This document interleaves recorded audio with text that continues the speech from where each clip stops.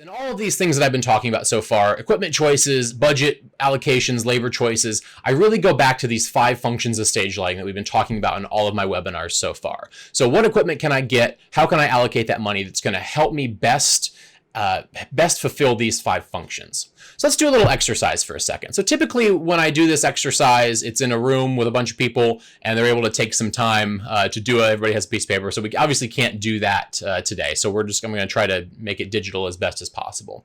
So here's a plan view of a stage, right? I've got a front of house pipe. I've got some overhead electrics. And this little circle in the center is the area that I want to light. I want to light this. This is my acting area. It's a very small acting area. It's a 1-person show. So available in my inventory to me are 2 Lecos and 1 Fresnel. So what's the best possible use of these 3 instruments that we could configure them to make the circle look good? So you're not going to be able to, please don't try to tell all your answers in the chat. It's not going to be possible. So I'm going to take, let's say 20 seconds or so. Just think about what you would do personally in this situation if you had this inventory. So think about that for a second.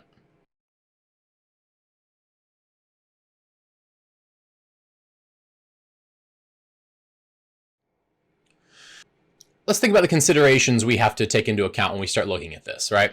So the first thing I do when I'm starting to figure out what I'm going to do in this situation is I go back to that very first question that I asked at the top of this session. What do I need versus what do I want? So I'm looking at what I have available here. There's really not a lot I can do other than provide that very basic visibility to my lighting areas.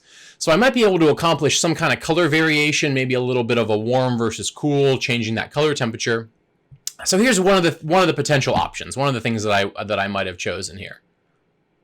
So this system you're looking at right now uses a McCandless system, right? So if you're not familiar with McCandless, I'm not going to spend a whole lot of time talking about it here, but you go to Stage Lighting Primer or Stage Lighting for Students online, you can read all about it. But it's basically, it's an old system of how we can accomplish front lighting in our theater. We have a warm light, we have a cool light coming in at 45-degree angles. So in this particular example, I chose a RO2 LECO, a Li202 LECO here, and I have a neutral, just kind of a R55 Fresnel on top. I could also do something like this. I could put both of my lights together and do a straight-on front light. So some of you might have done something like this in your kind of conceptual things there. This has an advantage and a disadvantage to it, right? So one advantage is that we have a lot more control over where the light is spilling. So when we have these 2 lights at our 45s, this amber light is going to cast a big amber shadow over here stage left. This blue light is going to put a big blue shadow over here, and it's going to mix. You know, for those of you who watched the color theory thing 2 nights ago, you saw how they could mix together, but you still have those shadows from behind. So when we go to this straight on thing, we get a little bit less of that. But we lose a little bit of dimensionality or dimension to our faces. So if this theater was a little bit bigger and we had somebody sitting all the way over here on the side, now they're going to maybe not look as well lit as they would if we had the lights out on the 45s, right? So what would happen if instead we add an extra Fresnel? So we could have 2 LECOs again, we have 2 Fresnels. So now I could start doing things like adding a warm and a cool top light. So I don't necessarily have to have that neutral top light anymore. Now I have a little bit more variation I can do. I can make a nighttime scene. I can make a daytime scene. I can make a dusk scene. I'm getting a little bit more variation in the color that I can create, but I'm still not changing the angles the light is coming from at all. So maybe instead of doing this, a better use of that Fresnel would to do something more like this. To take that Fresnel, do the same color that I already had, maybe a different color, but maybe the same color, and put it on a farther up stage electric. So now, again, I've got slightly less color variation, but I have more options for angles. I've got a backlight as well as a top light as well as a front light. So you see, there's not really, neither one of those is right or wrong. They're just 2 different choices. And again, those choices are all driven based on the needs of your particular show. So we'll do one more little experiment here. Let's add 1 more LECO to that mix, right? So where should we place that extra LECO?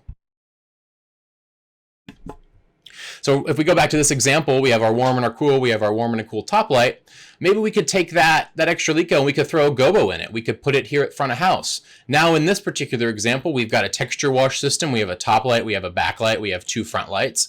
Maybe I could stay with my 2 top lights and I could put that LECO instead from behind or from a far back angle doing that gobo. Just by adding that 1 extra light, I'm able to really open up that design more and more and more. And so Natalie, this kind of goes to your early question.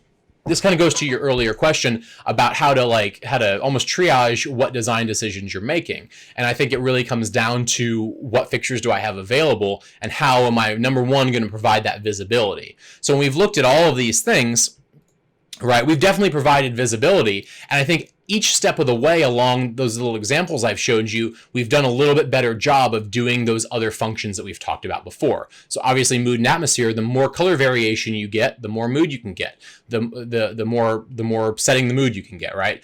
Even by having a backlight instead of a top light, that's going to help create that mood a little bit more.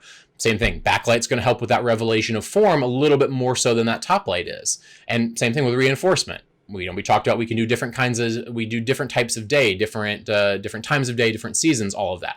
So you can see how just adding one little light at a time can really help to accomplish those things.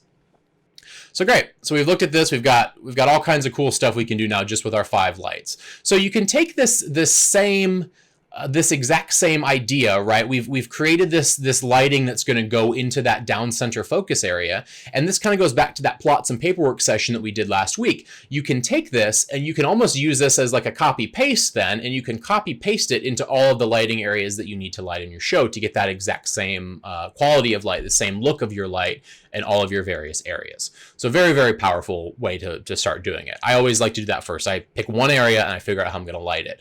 Now that also then of course depends on your budget, depends on the equipment you have available to you. Sometimes you can do that. Sometimes I could take these 5 lights and I could almost, again, use a clone stamp example. I could clone these into every single area in my show and I'll have enough inventory for that. But oftentimes you'll find you don't have enough physical space in your theaters to hang that many lights. And even if you could, you might not have enough dimmers. So then I start triaging a little bit more and figuring out, okay, how can I accomplish a similar thing in all of my areas? So for me, that means my front light might be as many as I can hang. I might have as many of this warm, cool front light as I can, but maybe my top or my back light is covering 2 areas or 3 areas or a whole downstage lane. So again, not a right, wrong, yes or no answer to that. It's very much driven on what you have available and what the needs for your particular project are. So this is a quote that I love. I poorly paraphrased it. 15 years ago or so, I went to the live design lighting master classes in New York, right? And Jules Fisher said something along these lines. And it was we aren't necessarily trying to make the audience believe that we're putting an actual forest on stage. Instead, we're trying to evoke the essence of that forest. And I think that's a really powerful quote to think about when you're starting to figure out how you're going to accomplish that realism or do that reinforcement that we've talked about with our functions of lighting. It's going to be impossible to make the audience believe that we're in an actual forest. So you want to give them visual clues. It's going to tell them, sometimes consciously, but a lot of times subconsciously, that forest is where we are. So keep that in mind as you're going through.